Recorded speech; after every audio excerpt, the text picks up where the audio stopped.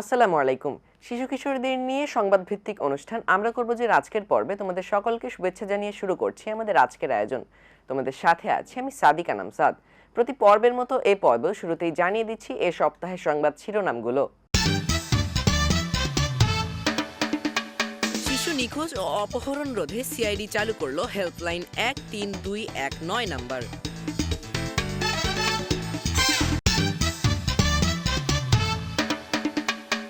দেশের শিক্ষা ব্যবস্থা থেকে নোট গাইড ও বাণিজ্যিক কোচিং সেন্টারের দীর্ঘদিনের দৌরাত্ম্য চিরতরে অবসানের পথে আছে সরকার।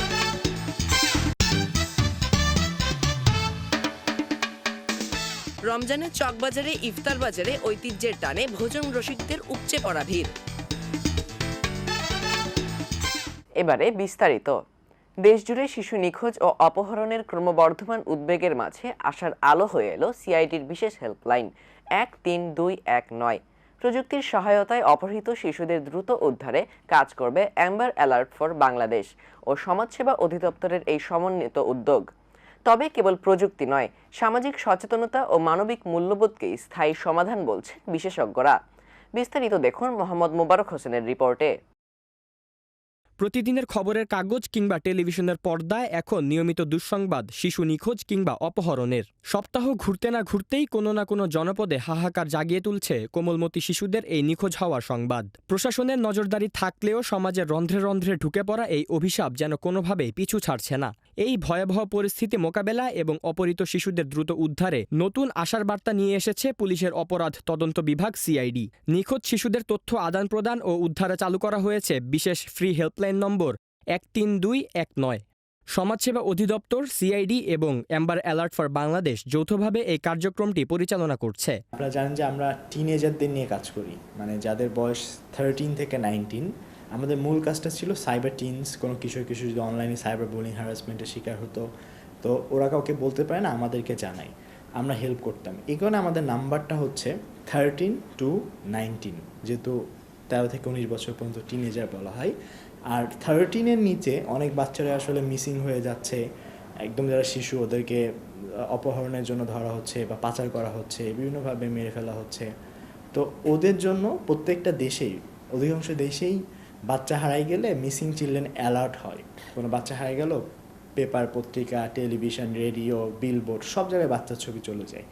তো ওইটা আমাদের বাংলাদেশে নাই, যার কারণে আমাদের প্রায় শুনি আমরা বাচ্চা হারাই গেছে, মিসিং হয়েছে, বা এক সপ্তাহ পর লাশ পাওয়া যাচ্ছে, অপহরণ হচ্ছে, মুক্তিপণ। তো এটার জন্য আমরা লাস্ট 1 বছর ধরে কাজ করছি এবং আমরা সিআইডির সহযোগিতায় আমরা এই হেল্পলাইনটা শুধুমাত্র টিনেজারদের সাইবার সেফটির জন্যও না, আমরা মিসিং চিলড্রেন হেল্পলাইন হিসাবেও আমরা এটা শুরু করেছি। বর্তমানে সীমিত পরিসরে চললেও এর পরিধি দ্রুতই দেশজুড়ে ছড়িয়ে দেওয়ার পরিকল্পনা রয়েছে বলে জানান অ্যাম্বার অ্যালার্ট ফর বাংলাদেশের আহ্বায়ক সাদাত রহমান।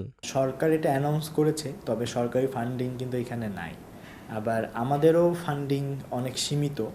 তো এইখানে আসলে অনেক বেশি ফান্ডিং দরকার, জনগণের ফান্ডিং দরকার, বড় বড় কোম্পানি সিএসআর ফান্ডিং দরকার। ফান্ডিং হইলে আমরা প্রচারণাও করতে পারবো এবং কেসগুলো সলভও করতে পারবো। আমাদের উদ্দেশ্য 2030 সালের মধ্যে বাংলাদেশে 0 মিসিং চিলড্রেন এনশিওর করা। তো বাংলাদেশ এমন একটা দেশ, তারা যদি দেখে, সবাই যদি বুঝতে পারে যে একটা বাচ্চাকে পাচার করা হচ্ছে, বাচ্চার উপর নির্যাতন করা হচ্ছে, সবাই প্রতিবাদ জানাবে। এবং আমরা যে 3টা বাচ্চা উদ্ধার করতে পেরেছি, এখানে কিন্তু আমাদের কোনো ক্রেডিট নাই। আমাদের কাজ হচ্ছে আমরা শুধু যা সবাইকে জানাইছি, সবাই ফেসবুকে লক্ষ লক্ষ মানুষ শেয়ার করেছে, ইনফরমেশন ছড়িয়ে দিয়েছে বলেই আপনার বাচ্চা 3 থেকে উদ্ধার করা সম্ভব হয়েছে। বিশেষজ্ঞরা বলছেন কেবল আইন প্রয়োগ করে এই সমস্যার সমাধান সম্ভব নয়। সামাজিক মূল্যবোধের অবক্ষয় এবং ব্যক্তিগত পর্যায়ে সচেতনতার চরম অভাব, পাশাপাশি আইন প্রয়োগে দীর্ঘসূত্রিতাও অপরাধীদের সাহস বাড়িয়ে দিচ্ছে। যারা এই ধরনের অপকর্মের সাথে জড়িত থাকে তাদেরকে উপযুক্ত শাস্তি জনসমক্ষে দিতে হবে। কারণ এই জিনিসগুলো আমরা অনেক আইন রেখেছি, কিন্তু আইনের কার্যকর ভূমিকাটা আসলে পালন করা হয় না। আমরা এটাকে এক্সিকিউট করি না, কোনো ফাঁকে দেখা যায় প্রথম কয়েকদিন নাড়াচাড়া পড়ে, তারপরে এক সময় তারা জামিন নিয়ে বের হয়ে যায় এবং তাদের মতো তারা আবারও এই অপকর্মগুলো করতে শুরু করে।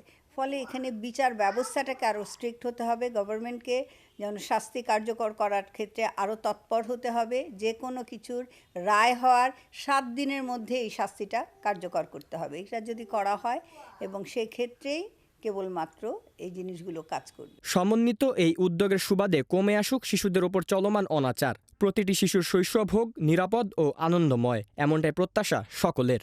মোহাম্মদ মোবারক হোসেন, আমরা করব জয়, এটিএন বাংলা, ঢাকা। রমজানে সিয়াম সাধনায় শিশুদের মাঝে থাকে অন্যরকম এক উৎসাহ। তবে ইফতারে বাহারি সব ভাজা পোড়ার প্রতি তাদের ঝোঁক কিছুটা দুশ্চিন্তায় ফেলছে অভিভাবকদের।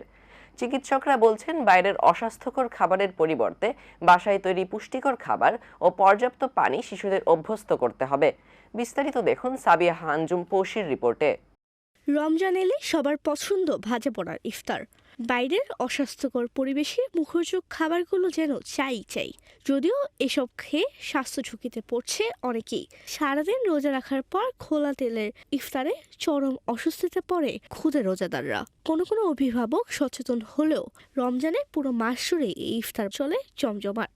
না, আমি আসলে বাচ্চাদের জন্য কোনো ডায়েট ফলো করি না, যেহেতু ওরা রোজা রাখে, ছোট মানুষ। আমি যেটা চেষ্টা করি যে ঘরের খাবার। আমার বাচ্চারা যদিও বাইরের খাবারটা, সব বাচ্চারাই মনে হয় চায় বাইরের খাবারটা পছন্দ করতে, কিন্তু আমি চেষ্টা করি বাসায় বানানো খাবার দেওয়ার জন্য।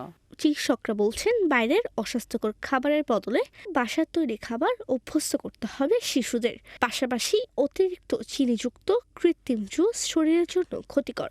লাল আটা, লাল চা, ওটস এই ধরনের খাবার যদি বা খেজুর এই ধরনের খাবারগুলো বাচ্চা সেরিতে খায়, এই খাবারগুলো দেখা যাবে সারাদিন অল্প অল্প করে ভাঙবে এবং অল্প অল্প করে শরীরে গ্লুকোজ দেবে, এবং এতে দেখা হবে বাচ্চাগুলি বা শিশুরা সারাদিন একটা এনার্জি পাবে এবং তারা সহজে ঘায়েল হয়ে যাবে না।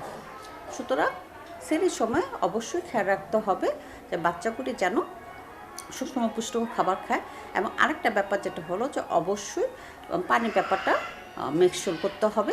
সারাদিন রোজা রাখা পানি শূন্যতা হচ্ছে কিনা এটা বুঝে উপায় হলো যে আমরা প্রস্রাবের রং দেখে বুঝতে পারি। শুধু রোজা রাখার পর আমি বলবো যে ইফতারে প্রথমেই এক গ্লাস পানি খেয়ে নেবেন, তারপর 1-2টা খেজুর খেয়ে নেবেন। ইসলামী চিন্তাবিদদের মতে শৈশব থেকে শিশুদের ধর্মীয় বিধান মানার অভ্যাস একদিকে যেমন সুন্দর চরিত্রের অধিকারী করে, অন্যদিকে তাদের সুস্বাস্থ্য নিশ্চিত করে। তবে রোজা রাখার ক্ষেত্রে শিশুদের জন্য কোনো বাধ্যবাধকতা নেই। 7 বছরে পৌঁছে যায় তখন তাদেরকে নামাজের জন্য যেমন হুকুম করবে, ঠিক রোজার জন্য তদ্রূপভাবে উৎসাহিত করবে। মা বাবা রোজা রাখবেন, তাদেরকেও সুহুরের সময় জাগ্রত করবেন, তো ওরাও খাবার খাবে। এবার মা বাবা দিনের বেলা কিছু খাচ্ছে না, ওদেরকে উৎসাহিত করবে, তোমরাও কিছু খাবে না। ঠিক এভাবে করতে করতে দেখা গেল যে ওরা উৎসাহিত হচ্ছে, মা বাবাকে দেখে প্র্যাকটিস করছে, কোনোভাবেই তাদের উপরে প্রেশার ক্রিয়েট করতে হবে না, অটো সিস্টেমে তারা রোজাদার হয়ে যাবে। এই ইসলামী চিন্তাবিদ বলেন, রমজান হলো সংযম আর সুশৃঙ্খল জীবন গড়ার মাস। আর বেশি ইবাদতের জন্য সুস্বাস্থ্যর গুরুত্ব অনেক। তাই রোজা রাখার চেষ্টার পাশাপাশি স্বাস্থ্যকর খাবারের বিকল্প নেই। সাবিয়া আঞ্জুম পৌশি, আমরা করব জয়, এটিএন বাংলা, ঢাকা।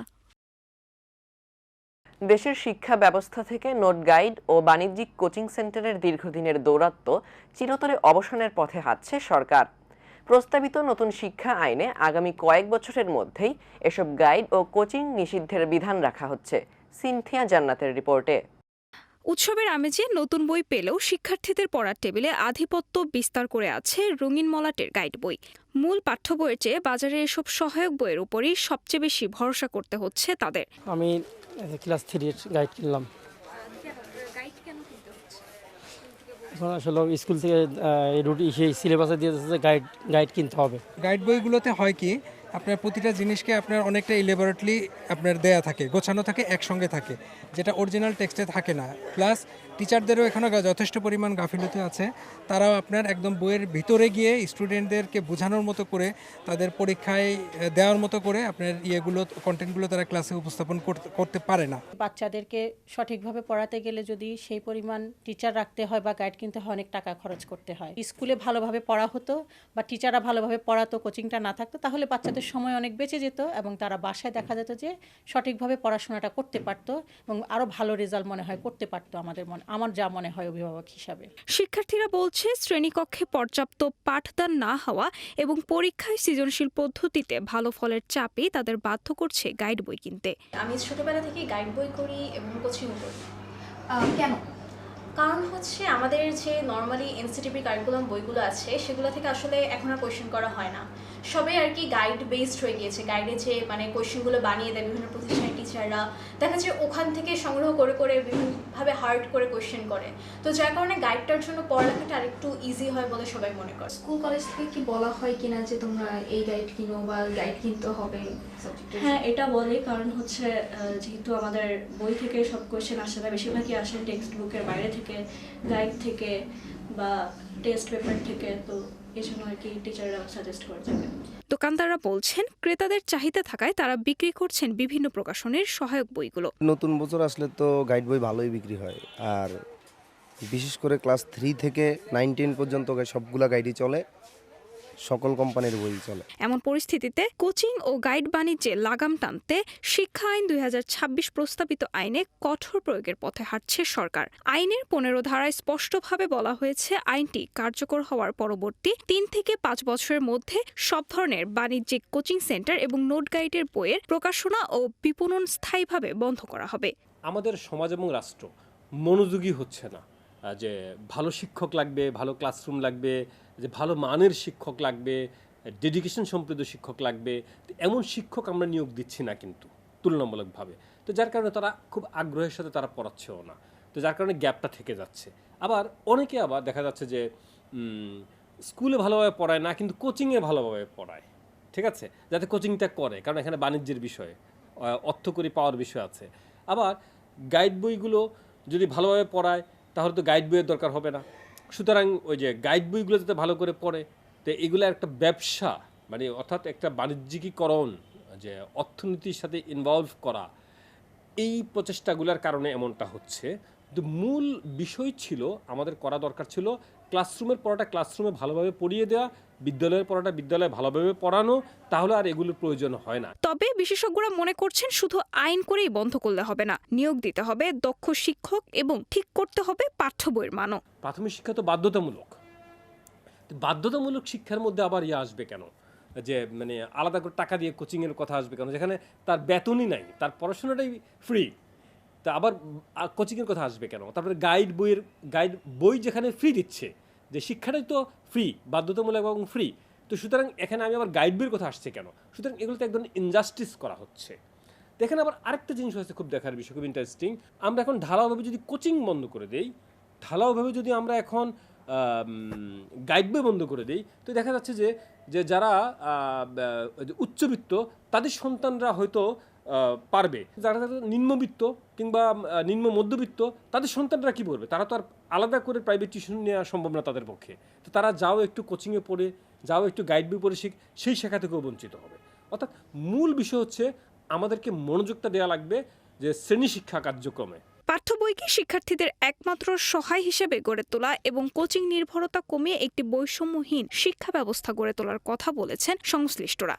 শিক্ষার্থীদের জন্য সহায়ক বই ও কোচিং সেন্টার বন্ধের মূল লক্ষ্য হলো শিক্ষার্থীদের সৃজনশীলতাকে নোট গাইডের পাতায় বন্দি না রেখে তা মুক্ত করা। তবে আইন করেই শুধু কোচিং বা গাইড বন্ধ করাই যথেষ্ট নয়। সাধারণ মানুষের প্রত্যাশা ক্লাসরুমে মানসম্মত শিক্ষা নিশ্চিত করা, যাতে শিক্ষার্থীদের স্কুল কলেজের বাইরে আর অন্য কোথাও ছুটতে না হয়। সিনথিয়া জান্নাত, আমরা করব জয়, এটিএন বাংলা, ঢাকা। আবহাওয়া পরিবর্তনে ঘরে ঘরে বাড়ছে শিশুদের জ্বর, সর্দি ও শ্বাসকষ্ট। হাসপাতালগুলোতে সন্তানদের নিয়ে অভিভাবকদের উপচে পড়া ভিড়। চিকিৎসকরা বলছেন সামান্য অসতর্কতা থেকেও শিশুদের নিউমোনিয়ার মতো বড় ঝুঁকি তৈরি হতে পারে। তাই এই সময় বাড়তি যত্ন নিতে হবে। বিস্তারিত এবারের প্রতিবেদনে। ঘরে ঘরে বাড়ছে জ্বর, সর্দি, কাশি ও ভাইরাসের সংক্রমণ। হাসপাতালগুলোর চিত্রও এখন উদ্বেগজনক। প্রতিদিন 200 থেকে 300 জন অসুস্থ শিশুকে নিয়ে হাসপাতালগুলোতে ভিড় করছেন অভিভাবকেরা।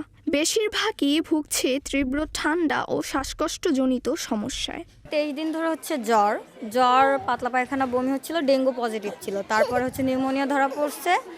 এখন নিউমোনিয়া থেকে লামসে পানি, ডান পাশের লামসে পানি ধরা পড়েছে। ওটা হচ্ছে কালকে হচ্ছে গিয়ে লামসের পানিটা একটু করে ওরা কালচার করবে কালকে। ভর্তি আজকে 10 দিন হয়ে গিয়েছে আমার। ঠান্ডা, আবার কাশি, আবার এই জ্বরের থেকে খিঁচুনি হয় পরে তারপর ডাক্তার টেস্ট দিছে, টেস্ট দেওয়ার পর বলছে যে এই টেস্টগুলো করান, দেখেন বাবুর কি হয়েছে। পরে বললো যে ডেঙ্গু জ্বর হয়েছে। বাবুর নিউমোনিয়া হয়েছিল বাড়িতে, পরে বাড়িতে ডাক্তার দেখাইছি, দেখানোর পরে ওইখানে অনেকটা কমেছিল, পরে ওইখান থেকে আবার রেফারিং করে এখানে পাঠাইছে শিশু হাসপাতাল। গত বুধবার ভর্তি হয়েছি, পরে ট্রিটমেন্ট করার পরে এখন মোটামুটি ভালো আছে।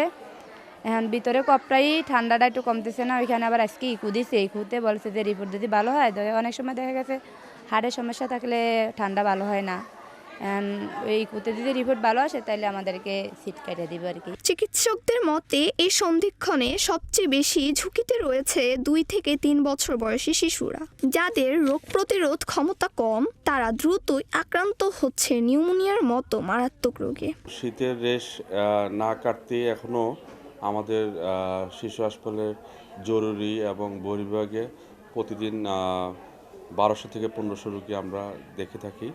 এর মধ্যে 300 থেকে 400 রোগী pneumonia, bronchiolitis, acute respiratory infection or asthma অথবা শ্বাসনালী ও ফুসফুসের পদার্থজনিত কারণে রোগীটাই বাচ্চারা এখন বেশি আসতেছে। যদি বাচ্চার জ্বর থাকে, হাই গ্রেড ফিভার থাকে, বাচ্চা কিছুই খেতে পারছে না, রিঅ্যাক্টিং টু ফিড বা বমি করে দিচ্ছে, হ্যাঁ, আর হচ্ছে যে মার বুক টেনে খেতে পারছে না, সেই ক্ষেত্রে এটা হচ্ছে ডেঞ্জার সাইন ফর নিউমোনিয়া আর bronchiolitis or asthma or acute respiratory infection. সেক্ষেত্রে আমরা অবশ্যই বলবো যে আপনারা শিশু হাসপাতালে নিকটস্থ হাসপাতালে যোগাযোগ করবেন এবং একটা বুকের এক্সরে করার মাধ্যমে আমরা তখন নির্ধারণ করতে পারবো যে বাচ্চার শ্বাস প্রশ্বাসে কোথায় সমস্যা। এমন পরিস্থিতিতে আতঙ্কিত না হয়ে শিশুদের প্রতি বাড়তি সচেতনতা ও বিশেষ যত্ন নেওয়ার পরামর্শ বিশেষজ্ঞদের। ঋতু পরিবর্তনের এই সময়ে দিনে গরম আর রাতে ঠান্ডার বড়ি আবহাওয়ায় ঘরে ঘরে বাড়ছে শিশুদের ঠান্ডা, কাশি, জ্বর ও নিউমোনিয়ার মতো ভাইরাস। চিন্তিত অভিভাবকেরাও। তাই চিকিৎসকরা বলছেন আবহাওয়া বুঝে শিশুদের পোশাক ও খাবারের বিষয়ে এই সময়ে বাড়তি সতর্ক থাকতে হবে। ইদিতা হোসেন, আমরা করব জয়, ATN বাংলা, ঢাকা। পুরান ঢাকার ঐতিহ্য আর বিচিত্র পদের মেলবন্ধনে রমজান জুড়ে সরগরম থাকে চকবাজারের ইফতার বাজার। সময়ের বিবর্তনে অনেক কিছু পাল্টালেও এখনো বিলীন হয়নি এই ইফতারি পাড়ার জলুস। দেশের দূর দূরান্ত থেকে মানুষ এখনো ছুটে আসেন সেই আদি ও অকৃত্রিম স্বাদ নিতে। চিন্তা আহমেদের রিপোর্টে। পবিত্র রমজানের আমেজ আর ঐতিহ্যের সুবাসে মুখর এখন পুরান ঢাকার চকবাজার। চারিদিকে শাহী জিলাপি, সুতি কাবাব, জালি কাবাব আর হালিমের মোমো ঘ্রাণ। শুধু ঢাকাবাসী নয়, দেশের বিভিন্ন প্রান্ত থেকে ভজন রসিকরা ছুটে আসছেন তাদের পছন্দের ইফতার সংগ্রহ করতে। দই ফালুদা কিনেছি, ফালুদা পছন্দ করে, দই বড়াও পছন্দ করে, এটি কিনতে আর কি মূলত আসি। নান কিনছি, আর হচ্ছে একটা মুরগির মশলা, একটা গরুর মশলা কিনছি, আর জালি কাবাব। এই বাজারে এখন টিকে আছে মুঘল আমলের আভিজাত্য। বড় বাপের পলাই খায়, ঠোঙ্গা ভৈরা লইয়া যায়। চকবাজারে এই চিরচেনা হাট ডাকাত আর বাহারি সব পদের টানে প্রতিদিন বাড়ছে দর্শনার্থীর সংখ্যা। চকবাজার ইফতারের জন্য ফেমাস, আমরা অনেক জায়গায় দেখি, যেমন আপনারাও এসেছেন এখানে। এইটা অনেক আগে থেকেই বিখ্যাত, এজন্য আসলে চকবাজারে আসা। খাসির লেগ রোস্টটা আছে আমার কাছে, তারপরে হলো গিয়ে আমার দোকানের আকর্ষণ হলো রাজাহাঁস আছে, তারপরে হলো গিয়ে মুরগির মুসাল্লামটা আছে, তারপরে মুরগির গ্রিল আছে, কয়লা ভাজা, আর আমাদের পুরান ঢাকার সবচেয়ে জনপ্রিয় একটা খাবার হলো গিয়ে শাহী সুতি কাবাব। 78 বছর যাবত আমাদের এই দোকানটার বয়স। এটা হলো গিয়ে আমাদের পূর্বপুরুষরা করে আসছে, তারপরে আমার নানা করে আসছে, তারপর হলো গিয়ে আমার মামারা করেছে, এখন আমি করছি। সময়ের সাথে বদলেছে অনেক কিছু। ব্যবসায়ীরা বলছেন আগে তেমন তিল ধারণার জায়গা থাকতো না, সেই তুলনায় ভিড় এখন কিছুটা কম। আগে একটু বেশি ভিড় ছিল, অবশ্যই অনেক কিছু দাম তো, মানে অনেকে একটু হেরফের খাচ্ছে আর কি নেওয়ার জন্য। আমরা মূলত এখন আসছি মৌলভীবাজার জেলা থেকে। আমরা এখন এখানে ওই বড় বাপের পোলায় খাই, এটা কিনবো। আমরা এখন দেখতেছি, কারণ আমাদের এই ফার্স্ট টাইম এখানে আসা। ভিড় কমলেও চকবাজারের জৌলুস কমেনি এতটুকু। কোপ্তা, শিক কাবাব আর ফিরিনির টানে ইফতারের মিলন মেলা বসছে প্রতিদিন। ক্রেতা বিক্রেতাদের এই বন্ধন যেন আমাদের সংস্কৃতির এক অবিচ্ছেদ্য অংশ। পুরান ঢাকার এই চকবাজার জন্য এক জাদুর শহর, যেখানে ইফতার সুবাসে মন ভরে যায়। শুধু বড়রাই নয়, শিশু কিশোররাও এখানে দারুণ সব খাবারের স্বাদ নিচ্ছেন। ঐতিহাসিক খাবারের মানুষের আগলে রাখছেন যুগের পর যুগ ধরে। এভাবেই নতুন প্রজন্মের হাত ধরে থাকতে চাই চকবাজার ইফতার বাজার। চিন্তা আহমেদ, আমরা করব জয়, ATN বাংলা, ঢাকা। দেখতে দেখতে শেষ হয়ে গেল আমরা করব জয়ের জন্য নির্ধারিত সময়। তোমাদের ভালো লাগা, মন্দ লাগা কিংবা কোনো পরামর্শ থাকলে আমাদের কাছে চিঠি লিখে জানাতে পারো। আমাদের চিঠি লিখবার ঠিকানা পরিচালক আমরা করব জয়, ATN Bangla multimedia production company limited, ওয়াসা ভবন, ২য় তলা, ৯৮ কাজী নজরুল ইসলাম এভিনিউ, কারণবাজার, ঢাকা ১২১৫, বাংলাদেশ। তোমাদের মতামত, অভিজ্ঞতা অথবা নতুন কোনো আইডিয়া আমাদের জানাতে পারো ইমেইলের মাধ্যমেও। আমাদের ইমেল অ্যাড্রেস atn.amrakorbojoy@gmail.com। এছাড়াও সরাসরি মোবাইল ফোনে যোগাযোগ করতে পারো। আমাদের মোবাইল ফোন নাম্বার 0153611994৫। এই ছিল আমাদের আজকের আয়োজন। দেখা হবে আগামী পর্বে নতুন কোনো সংবাদ কিংবা পুরনো কোনো সংবাদের নতুন কোনো অগ্রগতি নিয়ে। সেই পর্যন্ত তোমরা ভালো থেকো, সুস্থ থেকো এবং চোখ রেখো এটিএন বাংলার পর্দায়। আল্লাহ হাফেজ।